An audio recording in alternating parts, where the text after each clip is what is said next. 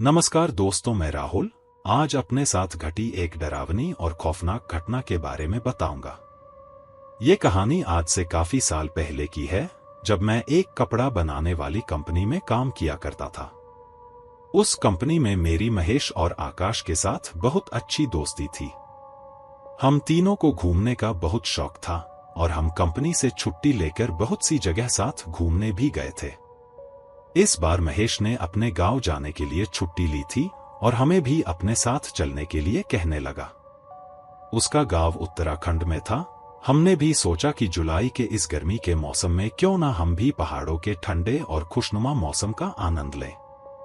हम दोनों ने भी चलने के लिए हाँ कर दिया और उसके गांव चले गए। उसका गांव बहुत ही अच्छा था। उन दिनों बारिश का मौसम होने की वजह से ठंडी ठंडी हवा चल रही थी। पहले 2 दिन तो हम उसके गांव में घूमते ही रहे और तीसरे दिन महेश ने कहा कि कल हमारा गांव में आखिरी दिन है, तो क्यों ना आज शाम को हम पार्टी करें। मैं अपने गांव के कुछ और दोस्तों को भी बुला लूंगा। शाम को हम दोनों महेश के साथ उस जगह पहुंचे जहां पर पार्टी होने वाली थी। वो जगह उसके गांव से दूर थी, जो कि एक पुरानी इमारत जैसी लग रही थी। वहां पहुंचकर मैंने महेश को कहा कि क्या हमारा यहाँ पार्टी करना ठीक होगा। उसने कहा कि ये जगह बहुत सालों से खाली पड़ी हुई है और अब यहाँ कोई आता जाता नहीं है। जब हम उस इमारत में अंदर गए तो महेश के गांव के दोस्त वहां पहले से पहुंच रखे थे। उन्होंने पार्टी के लिए सारा सामान वहां पर इकट्ठा कर रखा था। महेश और उसके गांव के दोस्त पार्टी के लिए खाना बनाने लग गए और उनमें से एक ने आकाश और मुझे नदी से पानी लाने को कहा, जो कि वहां से ज्यादा दूर नहीं थी। जब आकाश और मैं नदी से पानी भर रहे थे, तभी मुझे किसी जानवर के सड़े हुए मांस जैसी बदबू आने लगी। मैंने आकाश से पूछा कि क्या तुम्हें भी किसी सड़े हुए मांस की बदबू आ रही है। उसने कहा हाँ, शायद आसपास ही कोई जंगली जानवर मर गया होगा, ये उसी की गंध होगी।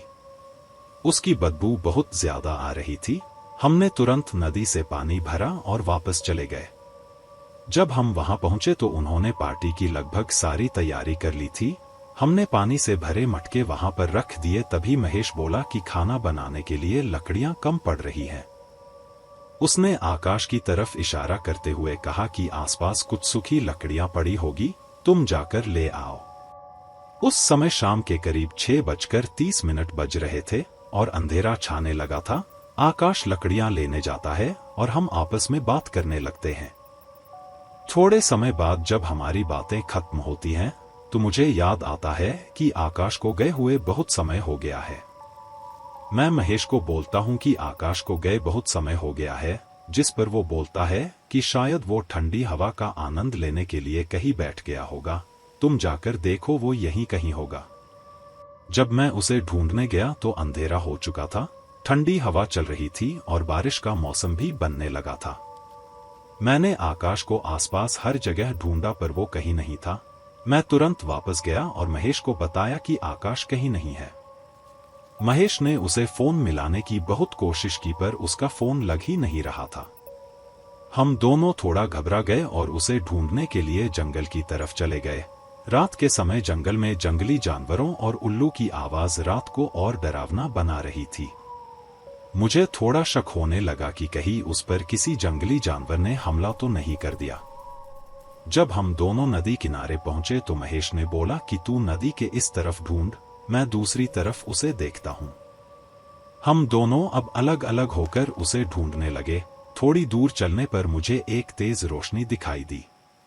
मैं तुरंत दौड़कर उसके पास गया तो देखा कि आकाश का फोन जमीन पर गिरा हुआ है और उसका टॉर्च जल रहा है। मैंने घबराते हुए उसका फोन उठाया और उसे आवाज देकर इधर उधर ढूंढने लगा। थोड़ी दूर जाकर मुझे आकाश दिखाई दिया, जो कि एक बरगद के पेड़ की तरफ अपना मुंह करके खड़ा था। मैंने उसे पीछे से आवाज दी पर वो कुछ बोल नहीं रहा था। मुझे लगा कि वो शायद मुझे डराने के लिए ऐसा कर रहा है। जब मैं उसके पास गया तो वो कुछ बड़बड़ा रहा था। मैंने उसके कंधे पर हाथ रखा और बोला कि चल, अब बहुत नौटंकी हो गई, वापस चलते हैं। मेरे टॉर्च की लाइट उसके मुंह पर ही थी। जैसे ही वो मुड़ा, उसका चेहरा देखकर मैं एकदम से पीछे हो गया। उसकी आंखें एकदम सफेद हो चुकी थी और उसके मुंह पर खून लगा हुआ था। उसे देखकर मेरी हालत खराब हो गई। वो चिल्लाया और झट से मेरे को गर्दन से पकड़कर हवा में उठा दिया। उसके बाद उसने मुझे बहुत जोर की जमीन पर पटका और हंसने लगा। उसकी आवाज चारों ओर गूंज रही थी। मुझे समझ में नहीं आ रहा था कि आकाश ऐसा बर्ताव क्यों कर रहा है। मैं दर्द के मारे चिल्लाते हुए खड़ा हुआ। आकाश मुझे पागलों की तरह घूरें जा रहा था। फिर वो धीरे धीरे मेरे पास आने लगा।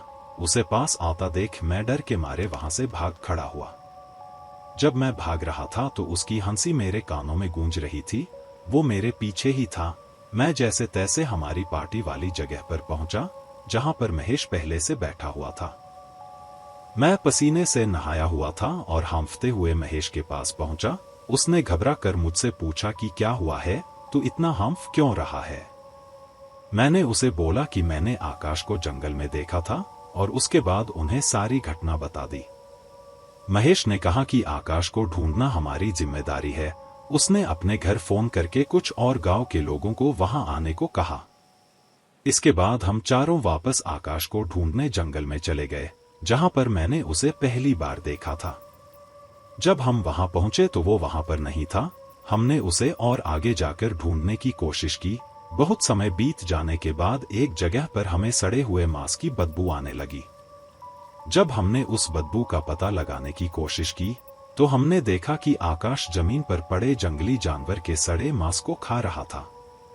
जैसे ही हम उसके पास पहुंचे, वो एकदम से मुड़ा और हंसते हुए वहां से भाग निकला।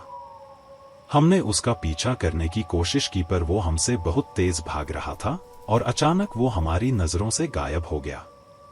तभी महेश को फोन आता है कि गांव से कुछ लोग मदद के लिए पार्टी वाली जगह पर आ गए हैं। हम बिना वक्त गवाए पार्टी वाली जगह पर पहुंचे और गांव वालों को उसके बारे में बताया।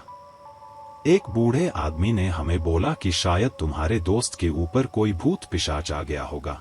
उसने हमें बताया कि इस जंगल में बुरी आत्माओं का वास है और अंधेरे के साथ साथ उनकी शक्तियां भी बढ़ती जाती है। उनकी बात से हम थोड़ा घबरा गए और उन्हें कहने लगे कि हमें जल्दी ही आकाश को ढूंढना होगा। हम गांव वालों के साथ उस जगह पहुंचे जहां सबसे पहले मैंने आकाश को देखा था। हम सभी आकाश को फिर से ढूंढने में लग गए। आकाश को ढूंढते हुए 4 घंटे बीत चुके थे, पर आकाश का कहीं पर भी अता पता नहीं था। तभी आसमान में एक आवाज गूंज उठी। उसे सुनकर हम सभी थोड़े सहम गए और सभी लोग उस आवाज की दिशा में भागने लगे। वहां पहुंचकर देखा तो आकाश वहीं पर बैठा हुआ था जहां मैंने उसे पहली बार देखा था। वो किसी चीज को नोच नोच कर खा रहा था। हमने उसे पकड़ने के लिए चारों तरफ से घेरा बना लिया। जब हम उसके पास पहुंचे तो उसकी हालत देखकर मुझे उल्टी जैसा हुआ। आकाश अपने ही हाथ और पैर के मांस को नोच नोच कर खा रहा था। उसकी आंखों में दर्द था लेकिन फिर भी वो खुद को नोच रहा था। सब तरफ खून ही खून फैला हुआ था। लोगों ने आकाश को पकड़ते हुए उसके हाथ और पैर को बांध दिया ताकि वो अपने आप को और नुकसान न पहुंचा पाए। वो बिना हिले मुस्कुराते हुए अपनी गर्दन को बार बार झटक रहा था। ऐसा लग रहा था जैसे उसके अंदर की प्रेत आत्मा ने अपने काम को अंजाम दे दिया था। कुछ ही देर में सभी लोग वहां जमा हो गए। उनके बीच से एक आदमी आगे निकल कर आया। उसने एक नजर उस बुजुर्ग आदमी को देखा। शायद वो उनसे कुछ पूछ रहा था कि आगे क्या करना है। उस बुजुर्ग आदमी ने अपनी आंखों को बंद करते हुए सर हिलाकर उसे किसी बात का इशारा किया। इशारे को समझकर उस आदमी ने आगे जाकर आकाश के माथे पर हाथ फेरा। हाथ फेरते ही आकाश ने एक आखिरी गहरी सांस ली और उसका बेजान शरीर नीचे गिर पड़ा। उस आदमी ने उसकी नब्ज को चेक की। उसकी नब्ज बंद थी। उसकी सांसें तक थम चुकी थी। उस आदमी ने बोला कि आकाश मर चुका है। तभी अचानक से आकाश का शरीर जोर जोर से झटपटाने लगा।